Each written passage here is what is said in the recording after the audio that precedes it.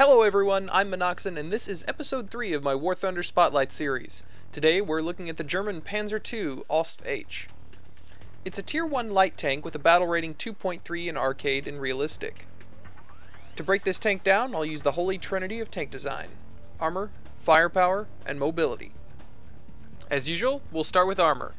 As a light tank, this vehicle's armor is what you expect.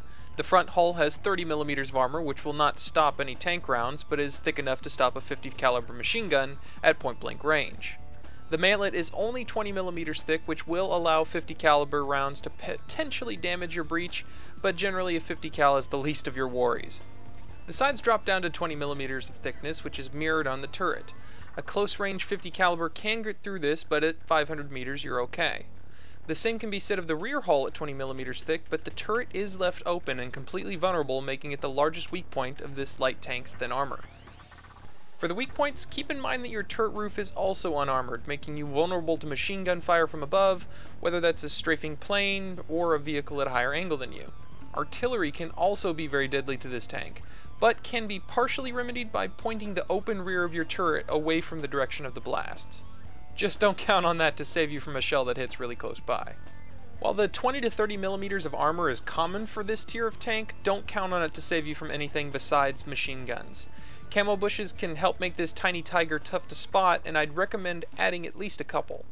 While this tank doesn't mount any machine guns itself, it does bring a very deadly gun for its tier, and we'll discuss that in the firepower section. The 50mm Pz.Kpfw is a very capable gun for a battle rating 2.3 tank, and is effectively identical to the gun mounted on the 3.3 battle rating Panzer 3M. Unlike the 3M, the 2H's gun sadly only has a depression of -5 and an elevation of 18 degrees. The turret feels slow at 14 degrees per second, but it is comparable to other German tanks at this rating. The reload speed is good at 5.9 seconds, but a number of tanks at this tier will be able to fire faster than you. Firing on the move or after a short stop is very difficult. The springy suspension will limit your aim until it's settled. The gun has 4 types of ammunition, but like most, you'll typically only use 2 of them. The stock Pz.Kpfw has solid penetration and a high velocity of 835 meters per second. It will be your primary round at your typical battle rating of 1.3 to 3.3.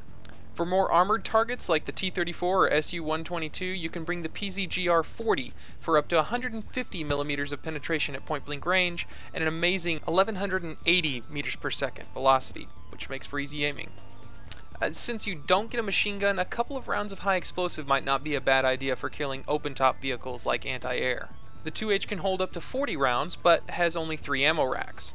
While you can bring less rounds to eliminate these racks, there really isn't much of an effect, since anything that can penetrate to detonate your ammo is just as likely to kill your crew in the small compartment. So with that said, I'm going to suggest keeping the maximum of 40 rounds, perhaps 30 ballistic capped, 7 composite rigid, and 3 high explosive. Your 50mm cannon is a very potent gun and can still prove deadly well into the 4.0 battle rating. Something else that stands out well above its tier for this tank is its mobility. The Panzer IIH has a listed top speed of 56 km per hour, but in reality, unless you have a really long straight road, you're not going to get above the average of 44. And while there are other vehicles at this tier and battle rating that can boast similar top speeds, the Panzer II's acceleration and turning speed keep it a very notable tank for its mobility. Its reverse is a decent 10 km per hour and also acts as a quick method for turning.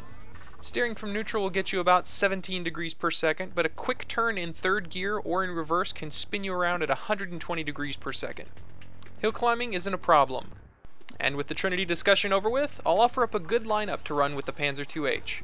For your medium tank, I'll suggest the Panzer IV F1, but the Panzer IIIJ is also a good choice, but has poor turret speed. The Sturmpanzer is available as a tank destroyer, but while fun, the Stug 3 is the better option. The Gepard is a good anti-air platform, but also a tank killer at this tier. For ground pounding, I'll suggest the Junkers 87 G1 and its twin 37mm cannons. And if you're trying to keep the skies clean, then the Bf-109 F1 is a great energy fighter, but it does have ammo issues. The premium HE-112 is a good alternative for more firepower and turning speed, but others can and will outturn you at this tier. To wrap up my review, I'll say that the Panzer IIH has average armor for its tier, but with obvious weaknesses of its open turret. The firepower is very good with a gun that can still reliably kill well beyond this tank's tier. Its mobility is easily the best all around, and while the Puma is faster, the Panzer II-H retains its capabilities over a larger variety of terrains and conditions. And here's some gameplay tips for the Panzer II-H. Remember, you are not a brawler tank. Do your best to flank instead of face off. Use your small profile to your advantage, either by hiding in ambush or holding a cap in a well-defended position. Bring shells appropriate to the battle. If you notice that the match is a 3.3 rating, load a few extra APCR rounds for those T-34s and Su-122s. Remember when turning to put your tank into reverse or third gear for rapid maneuvering.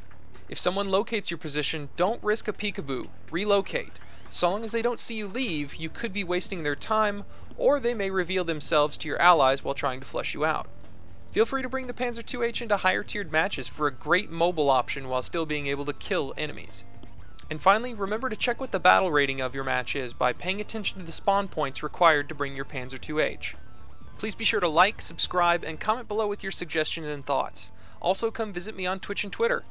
If you enjoyed this and would like to see more, check the description or annotation for a link to my Tank Spotlight playlist. War Thunder is free to play, and if you want to try it out, please use my referral link in the description to support the channel.